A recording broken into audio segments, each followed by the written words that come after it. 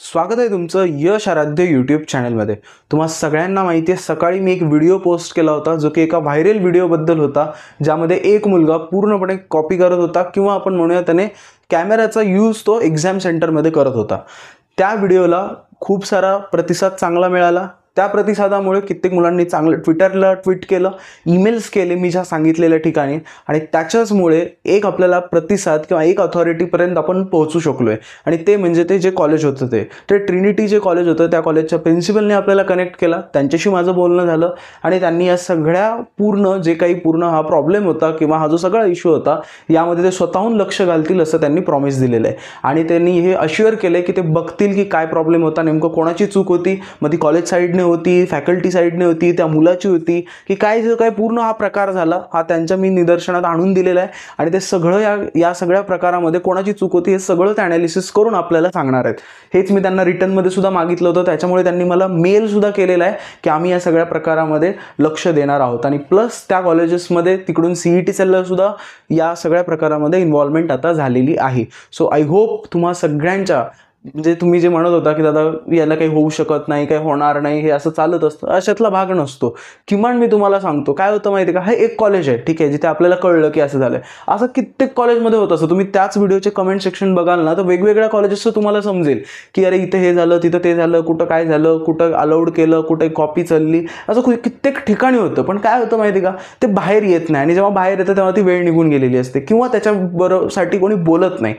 But यावेळेस आपण बोललोय, आपण यासाठी काही ना काही पाठपुरावा केलाय, त्याच्यामुळेच आपल्याला हे रिझल्ट्स भेटत आहे, आपण हायर अथॉरिटीपर्यंत पोहोचलेलो आहोत। आता याच्या पुढे काय ॲक्शन घ्यायची काय नाही ते सुद्धा आपल्याला समजेलच। पण मी एक सांगतोय तुम्हाला, बघा मी जर आता ठरवलं की मी दर एक अर्ध्या 1 तासाला 2 तासाला या टॉपिकवर व्हिडिओ बनवत राहीन आणि तुम्हाला छोटे छोटे अपडेट देत राहीन तर मला खूप सारे व्ह्यूज मिळतील। बट मला ते करायचं नाही आहे, कारण मी तुम्हाला सांगतो तुमच्या एक्झाम्स चालू आहेत, अजून कित्येक शिफ्ट्स राहिले आहेत बाळांनो। झालं, हा मॅटर सॉल्व्ह झालेला आहे, हा इश्यू आता जो काय होता तो सॉल्व्ह झालेला आहे ठीक आहे। कॉलेज अथॉरिटीपर्यंत मी ते पोहोचलेलं आहे, प्रिन्सिपल सोबत बोलणं झालेलं आहे, त्याच्यावर त्यांनी कमिटी सेट करून ते आपल्याला प्रॉमिस केलेलं आहे की जे काही इश्यू असेल ते काय, कोणाचा इश्यू होता काय नाही ते मला सांगणार आहेत ठीक आहे। त्या मुलाशी माझं बोलणं झालेलं आहे, CET सेलमध्ये सुद्धा मी कनेक्ट केलेलं आहे ठीक आहे। म्हणजे सगळीकडून आपण आपले प्रयत्न दिलेले आहेत आणि आपल्याला रिझल्ट्स मिळणार आहेत ठीक आहे। सो आता तुम्ही या गोष्टीकडे लक्ष देऊ नका, हा इश्यू आता तुमच्यासाठी सॉर्ट आउट झालेला आहे। यावर फायनल व्हिडिओ मी नंतर बनवेन, पण आता मी छोटे छोटे व्हिडिओ बनवत नसणार नाहीये। बट कॉलेजपर्यंत ही आपली जी इन्फॉर्मेशन होती, जी जायला पाहिजे होती ती पोहोचलेली आहे। प्लस CET सेल सुद्धा कॉलेजसोबत कनेक्टमध्ये आहेच, त्या मुलाशी सुद्धा माझं बोलणं झालेलं आहे। सो प्लीज आता या गोष्टींकडे लक्ष देऊ नका। असंच कुठल्या दुसऱ्या सेंटरवर होत असेल तर घाबरू नका, इथून पुढे काउन्सिलिंगमध्ये सुद्धा असं होणार आहे। कित्येक ठिकाणी कॉलेजेस चुकीचे असतील, कित्येक ठिकाणी कोणी दुसरं चुकीचं असेल, आपल्याला त्याच्या विरोधात बोलावं लागेल, तेव्हाच या गोष्टी नीट होणार आहेत। आपण जर शांत राहिलो तर या होणार नाहीत।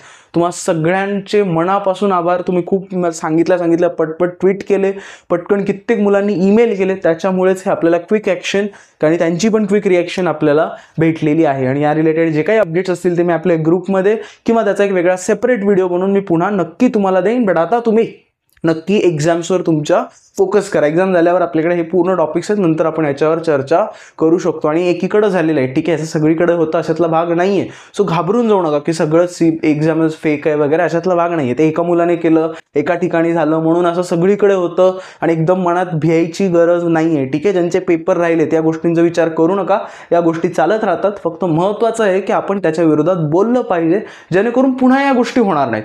मी पुढच्या पूर्ण सगळ्या कॉलेजेसला पुन्हा मी वॉर्निंग देतोय, जर पुढच्या वेळेस पुन्हा जर असं कळलं, यावेळेस आम्ही ऑनलाईन मोडमध्ये होतो, पुढच्या वेळेस आम्ही ऑफलाईन मोडमध्ये येऊन कॉलेजला धडकू आणि मग पुढे जे होईल ते बघता येईल। बट मी पुन्हा कॉलेजेसला सांगतोय, दरवेळेस हे होतं, असं पुन्हा होता कामा नये, याची काळजी कॉलेजेसनी पण घेतली पाहिजे। नंतर होऊन गेल्यावर आम्ही हे करू ते करू सांगण्यात काही एक उपयोग नाही आहे। सो मी पुन्हा कॉलेजेसला, जेवढे काही महाराष्ट्राचे कॉलेजेस आहेत त्यांना पुन्हा सांगतोय, जे कोणी फॅकल्टीज व्हिडिओज बघतात मला माहिती आहे त्यांना मी पुन्हा सांगतोय, अशाच गोष्टी तुमच्याकडून होऊ देऊ नका। 2-2, 3-3 वर्षांची या लेकरांची मेहनत आहे, प्लीज त्याला कुठेही गालबोट लागू देऊ नका प्लीज। तुम्ही टीचर्स आहात, तुम्ही सगळे कॉलेजेसची फॅकल्टी म्हणजे टीचर असते, त्यांना माहिती आहे या लेकरांची खूप मेहनत असते. 3-3 वर्ष ही मुलं रिपीट करतायत. कित्येक मुलं 2-2 दिवस झालं, 4-4 दिवस झाले जेवले नाहीत, झोपले नाहीत, आणि त्या मुलांच्या एका काही गोष्टींमुळे प्लीज अशा गोष्टीवर कॉलेजेसला रिक्वेस्ट आहे, इम्पॅक्ट नका पडू देऊ. त्यांचा ना विश्वास उठून जातो या सिस्टीमवरून. म्हणून प्लीज पुन्हा मी हात जोडून कॉलेजेसला रिक्वेस्ट करतोय, असं कुठे तुम्हाला कळत असेल तुमच्या कॉलेजमध्ये होतंय, आजूबाजूला होतंय, प्लीज तुम्ही याच्यावर ॲक्शन घ्या. मुलांनो, बाळांनो, तुम्हाला कुठे वाटत असेल की असं होतंय, पॅरेंट्सला वाटतंय, प्रयत्न करा, त्याचा काही प्रूफ गोळा करा. नक्की मी तुमच्या पाठीशी असेन आणि नक्कीच आपण असेच ॲक्शन्स फ्युचरमध्ये सुद्धा घेत राहणार आहोत. तुम्हाला सगळ्यांना पुन्हा एकदा कॉंग्रॅच्युलेशन.